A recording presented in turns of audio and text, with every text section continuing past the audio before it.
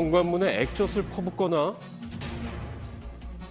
해괴망측한 레커칠로 이웃집을 테러하고 뭐 하는 거야? 야, 너 누구야? 폭언과 폭행으로 이어지기 일수.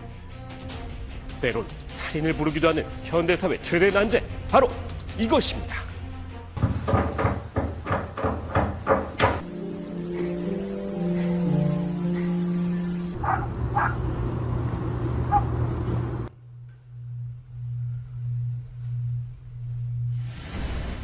내 집을 지옥으로 만드는 층간소음. 각종 온라인 커뮤니티에선 변호사도 못 이긴 층간소음이란 제목과 함께 주기적으로 소환되는 사람이 있는데요. 대체 무슨 사연인지 그 주인공을 사이드 인터뷰에서 만나봤습니다.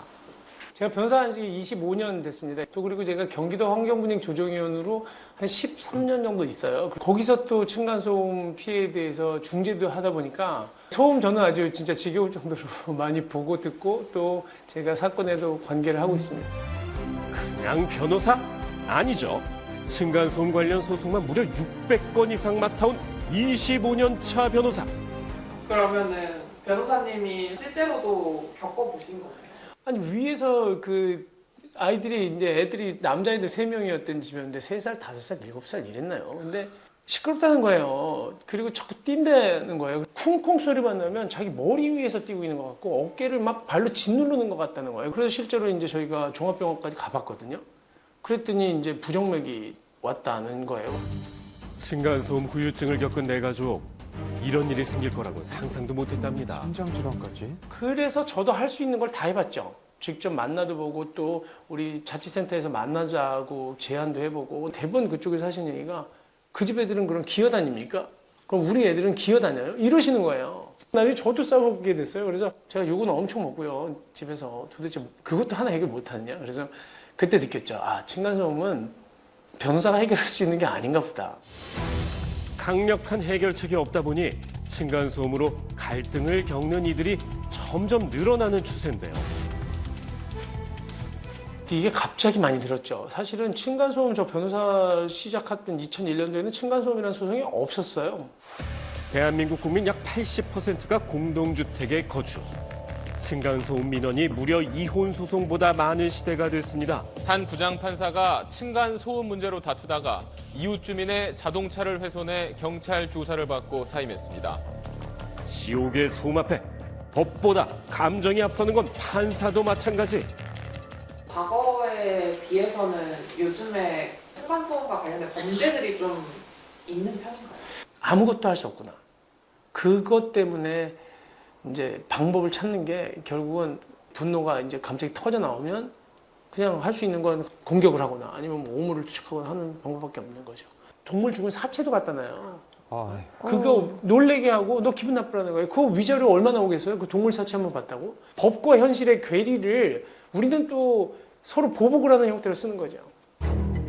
복수가 복수를 낳는다는 말처럼 우퍼와 같은 확성 스피커부터 불법을 가리지 않는 다양한 보복 노하우가 판을 치는 요즘. 무엇이 맞고 틀린지 층간소음에 대한 모든 것을 알려드립니다. 아파트 안내문에서 한 번쯤은 보셨죠? 샤워 소리도 층간소음? X입니다. 샤워기 소리라든지 그다음에 싱크대에서 물 내려가는 소리라든지 화장실 변기에서 물 내리는 소리는 층간소음이 아닙니다. 이미 설치되어 있는 기구를 통해서 내려가는 소음에 대해서는 이 층간소음이 아니죠. 이른바 층견소음. 동물 소리도 해당되나요? 저는 옵니다. 일부에서는 강아지가 짖는 소리는 층간소음의 대상이 아니다라고 얘기하는데 그 집 주인을 상대로 해서 강아지가 짖는 소리를 통제하지 못한 그 부분에 대한 손해배상을 청구하라라고 하면 당연히 배상 판결이 나올 수 있습니다. 층간소음을 휴대전화로 녹취해도 되는 걸까요? 저는 그렇게 봅니다. 층간소음 발생했을 때 오히려 그 소음기를 측정하는 것보다는 동영상을 측정하셔서 그 소리가 그대로 녹음되게 하시면 그거는 증거 효력이 있습니다. 우리가 지금 이렇게 밤입니다. 아이들이 다 자고 있는데 이런 소리가 들린다. 그리고 몇 시부터 몇 시까지 2분 동안 계속 이렇다. 또 하나는 우리가 공기전달 소음의 경우에는 5분 등가 소음도이기 때문에 5분을 지속해서 찍으시는 게 좋죠. 그 다음에 직접 충격 소음도 1분을 지속해서 찍으시는 게 좋습니다. 층간소음에 보복하기 위해 고의로 소음을 낼 경우 스토킹 범죄로 처벌할 수 있다는 대법원 판단이 처음으로 나왔습니다. 지난 2023년 층간소음 분쟁에 획을 그었던 판례. 이웃에게 고의로 소음 피해를 주면 스토킹 범죄로 인정한다는 대법원의 첫 판결이 나온 건데요. 스토킹 처벌법이 생기고 나서 가해자 쪽에서 오히려 소송했을 때 이길 수 있는 확률이 훨씬 더 높아요. 오히려 이제 가해자로 지목되신 분, 그 소송을 하면서 제가 접근금지 가처분을 신청한 적이 있었어요. 왜냐하면 명백한 증거가 있으니까. 반복해서 문자 보낸 내용하고 스티커 붙이고 그다음에 욕설을 했다거나 그래서 접근금지 가처분 신청을 했는데 그게 받아들여진 거예요. 근데 우리는 이해 못하죠. 이런 말도 안 되는 법이 어딨냐라고 하지만 법원은 증거 게임을 하는 곳이지 이 뭐 진실 게임을 하는 게 아니에요. 진실이 뭔지는 하느님하고 두 사람만 알아요. 그 판결을 받고 좀 이상하다. 뭔가 묘한 감정이 들었어요. 이거는 피해자라고 생각한 사람이 가해자가 되는 상황이 되는구나. 그럼에도 피해자들이 소송을 포기하지 않는 이유가 있답니다.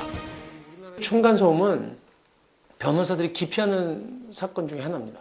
소송을 했을 때 어떻게 해줄 것이냐, 판결금이 얼마 나오느냐 이게 중요하잖아요. 결국은 인정받는 금액이 300만 원 내외입니다.